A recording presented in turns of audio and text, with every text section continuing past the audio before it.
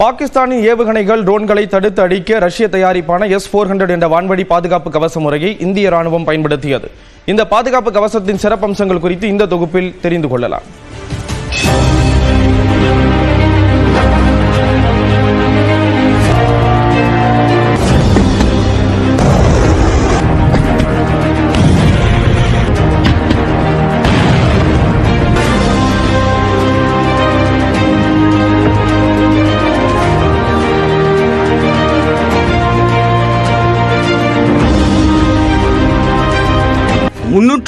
Degree சுழன்றடிக்கக்கூடிய இந்த S-400 Sudarshana Chakra பாதுகாப்பு கவசம் பாகிஸ்தானின் தாக்குதலை இடைமறித்து அளிப்பதில் சிறந்த பங்களித்து அதன் வலிமையை உலகிற்கு பறைசாற்றியுள்ளது.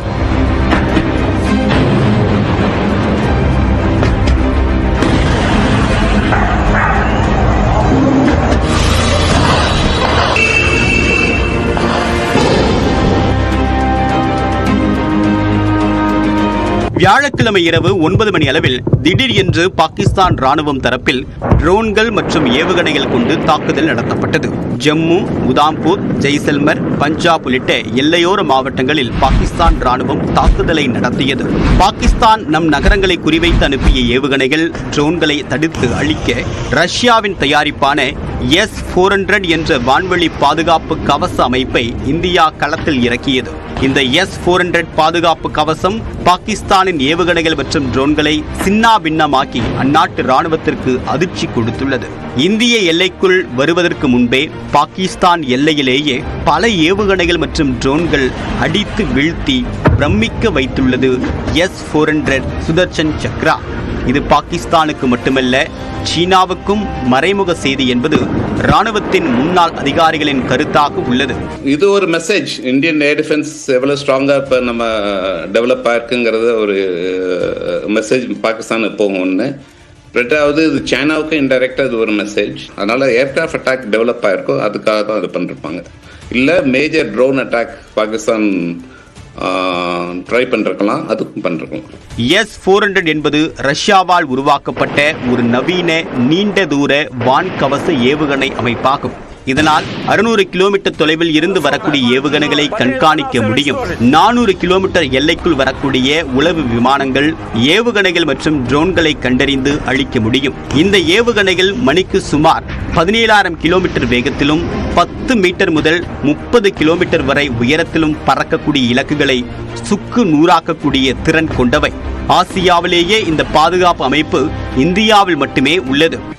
இந்த S-400 is a distributed system. இதை ஈஸியா நீங்க அவங்களுடைய ஏர் டிஃபென்ஸ் ஆபரேஷன்ஸ்ல S-400 அடிக்கிறது ரொம்ப டிஃபிகல்ட்.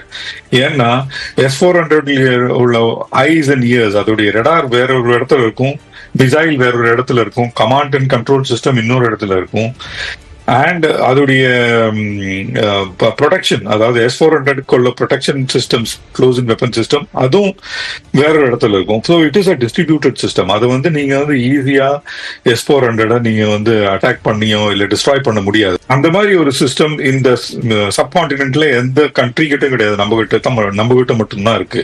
அமெரிக்காவின் எதிர்ப்பையும் மீறி ரஷ்யாவில் தயாரிக்கப்பட்ட S-400 வான் தாக்குதல் பாதுகாப்பு அமைப்பின் 5 பிரிவுகளை வாங்குவதற்காக இந்தியா 2018ஆம் ஆண்டில் தோராயமாக 35,000 கோடி ரூபாய் மதிப்பிலான ஒப்பந்தத்தில் கையெழுத்திட்டது.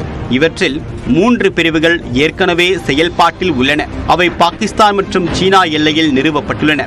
மீதமுள்ள 2 பிரிவுகள் 2026க்குள் வழங்கப்படும் என்று எதிர்பார்க்கப்படுகிறது. இந்திய வான்வழி பாதுகாப்பின் அரணாக சுழன்றடிக்கக்கூடிய இந்த S-400 சுதர்சன் சக்ரா நாட்டின் ராணுவ வலிமையின் சக்தியாக திகழ்கிறது.